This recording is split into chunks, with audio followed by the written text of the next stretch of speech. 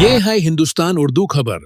आप देख रहे हैं हिंदुस्तान उर्दू खबर टीवी। अस्सलामु अलैकुम वरहमतुल्लाहि वबरकातुहू। नाज़रीन, आज फिर आप हज़रात की खिदमत में संभल जामा मस्जिद के मुताल्लिक एक बड़ी अहम खबर लेकर हाजिर हुआ हूँ।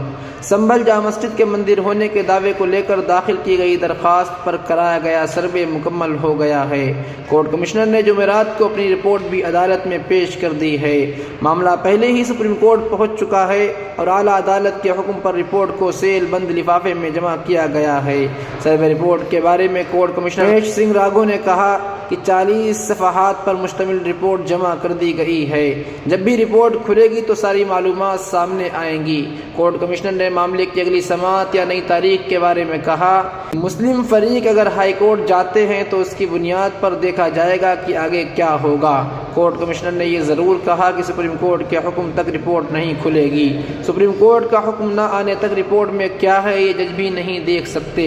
उन्होंने कहा कि चूंकि मेरी सेहत ठीक नहीं थी इसलिए रिपोर्ट पेश करने में थोड़ा सा वक्त लग गया। इस सर्वे के दौरान ही संभल में तशद्दुद भड़क उठा। इस तशद्दुद में ही 5 नौजवान जाँ बहक हो गए।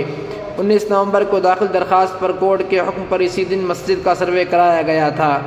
इसके बाद दूसरी बार 24 नवंबर को टीम सर्वे के लिए पहुंची तो सर्वे टीम के इश्तियाल अंगेज़ रवैये पर मकामी नौजवानों ने एहतजाज किया था। इस दौरान 5 नौजवानों की मौत भी हो गई थी। लोकसभा में अपोजिशन के लीडर राहुल गांधी और प्रियंका गांधी ने मुतासरीन से मुलाकात के लिए संभल जाने की भरपूर कोशिश की थी, लेकिन ज़िला इंतज़ामिया ने हंगामा बढ़ने के खदशे के मद्देनज़र रखते हुए किसी को भी 10 दिसंबर तक वहां जाने से इनकार कर दिया।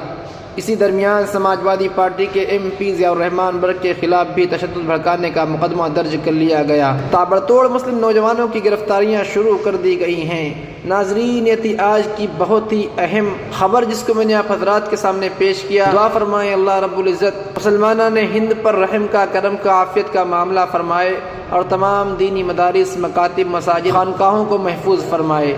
शुक्रिया, जज़ाकुमुल्लाह। अस्सलामु अलैकुम वरहमतुल्लाह।